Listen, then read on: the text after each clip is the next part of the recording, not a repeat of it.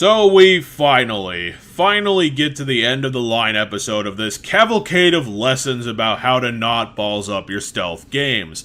The simply titled Russia episode, and considering the franchise's marked penchant for ridiculous accents, I actually couldn't wait to see what they would do with the most modern Creed game set in the 19-teens and a monarchy Russia.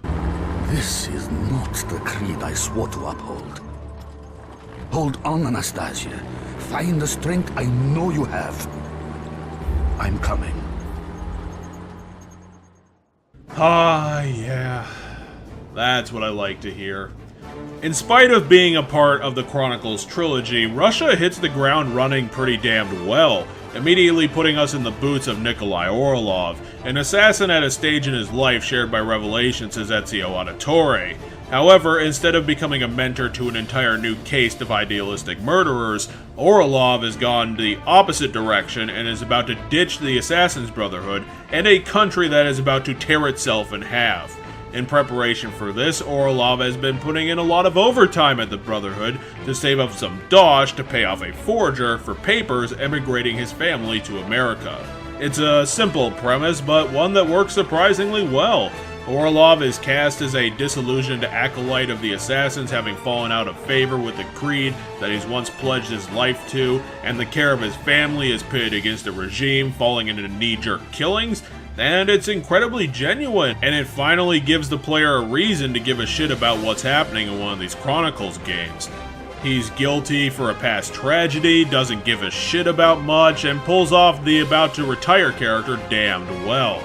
Additionally, Orlov's tool bag is the most impressive of the Chronicles trilogy of characters, featuring a firearm for once that saddles the fence between useful and useless, depending on the situation, because of the whole noise thing, in spite of the rifle being equipped with a silencer. Orlov also equips some smoke grenades because in 2D land they are amazingly effective, along with a gadget on par with Ezio's gun during the Roman Empire. It is a sort of wire launcher that allows Orlov to disable lighting systems and eventually start electrocuting people as a non-lethal takedown along with its grappling abilities.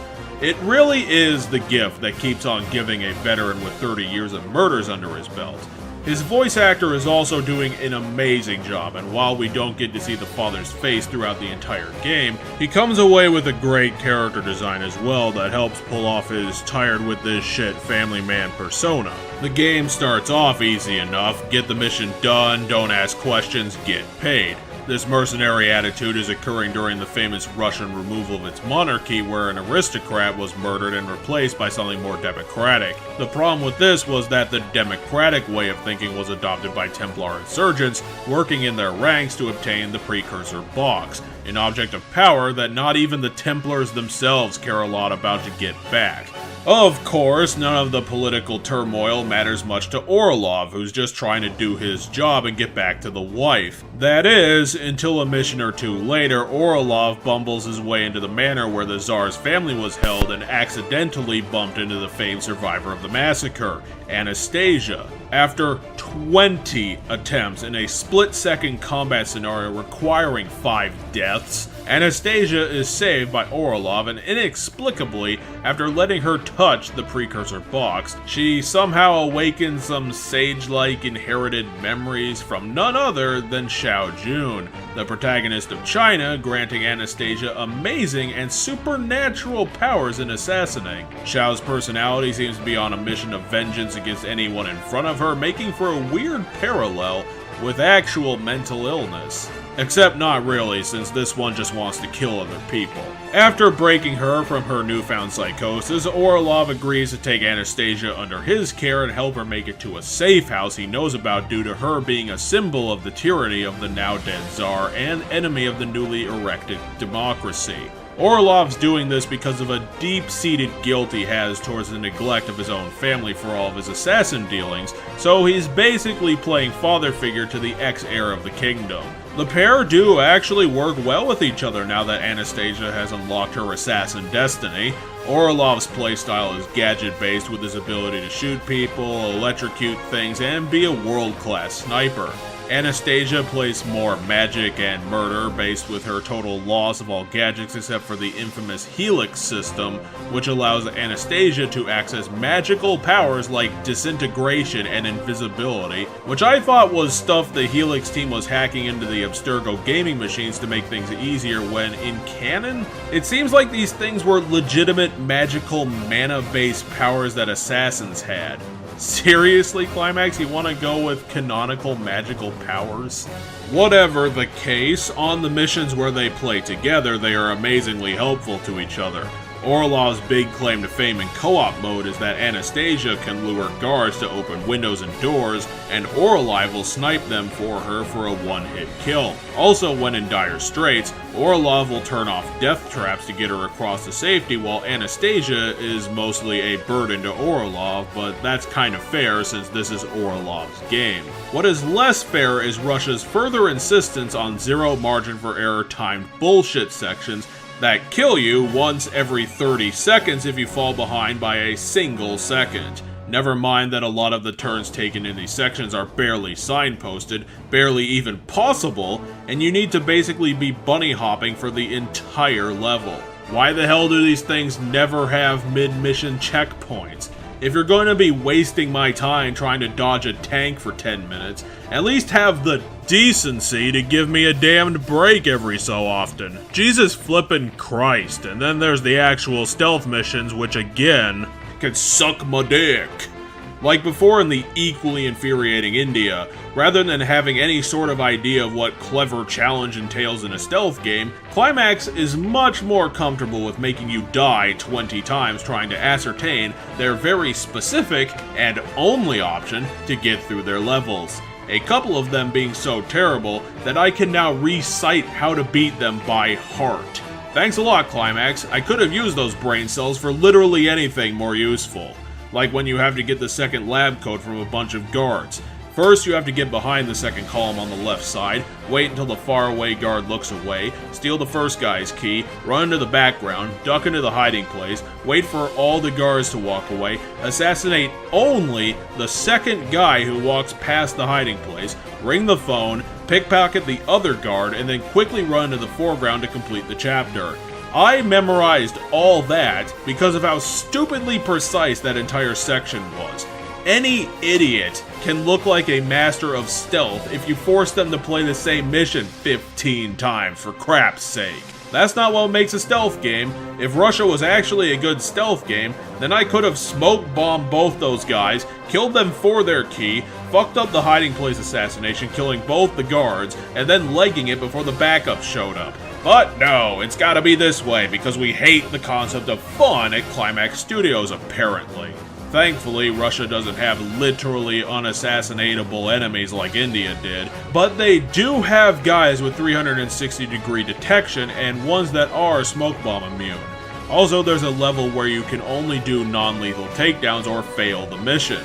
So this isn't exactly the definition of a good time either.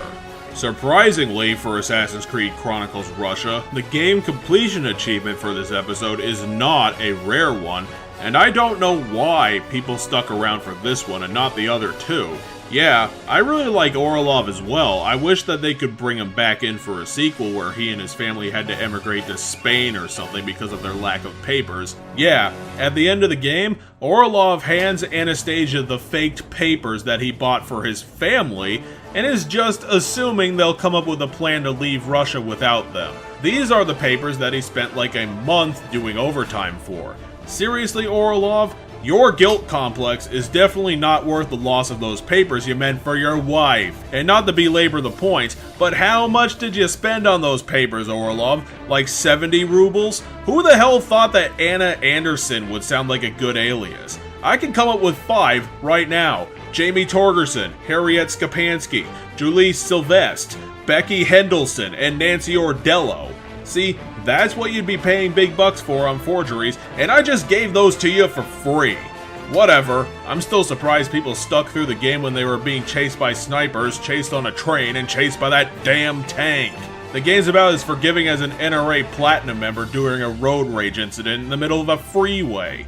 I really do wish that Nikolai Orlov was a character for a different game, because Climax is making the same mistakes over and over again to satisfy their need to see hilarious fails constantly. It isn't even big changes. Maybe go with 4 to 5 HP, give us a few more seconds to finish your damn timers, and maybe don't have 5 guards standing in a giant pile of bullshit combat potential. Although I will say that I had an easier time with the terrible combat in Russia than other games, so I don't know if I'm getting good, or the same as somehow less obnoxious, which I would highly doubt. What helps to liven up this game even more is that when I say Orlov doesn't give a shit, he really doesn't give one. And later, when the person running the safe house betrays him, he starts killing the worker revolution guys to protect Anastasia, and when it's revealed that the experiments to cure Anastasia's inherited memories will actually kill her, he starts offing the assassins too. And I know earlier I said that a mission was only non-lethal takedowns, and this is that one, but later on when a couple more betrayals happen to Orlov, he authorizes himself to go full murder on their asses. It's probably not a wise move when you're an enemy of the state to start making an enemy of everybody, but I do admire the ballsiness on a guy who is doing the anti-assassin thing a hell of a lot better than Shay Cormac. Yeah, I said it. Pyramid Head was way better in Homecoming than in 2. I said that too. Deal with it. That's pretty much the entire game. Russia is a refreshing take on the potential of Chronicles and turning it from the classic Kill the Templars game to a Last of Us style escape from a country that wants the pair of escapees dead at all costs. It's the sort of two heads against everybody game that I wish Titanfall 2 could have been for its entire runtime. However, the renewed focus on kill the player insta-death no errors gameplay still makes Russia very frustrating and very obnoxious in multiple instances that remarkably didn't turn off more than 90% of this game's audience. Orlov is a relatable, lovable protagonist just trying to do his bit to do good by his family, and Anastasia's appropriately skittish, scared persona beginning to rely on Xiao Jun's prowess does get the player more immersed in what could happen later in spite of the limited narrative and art assets in Chronicles' trilogy. I wouldn't say that this does enough to outdo the low points of the game that get really, really damned low, mind you, but if you are in any way interested in the Chronicles trilogy, I would suggest only getting the Russia chapter. It's the best put together of the lot by a decent margin. Here's a final scoreboard to codify things.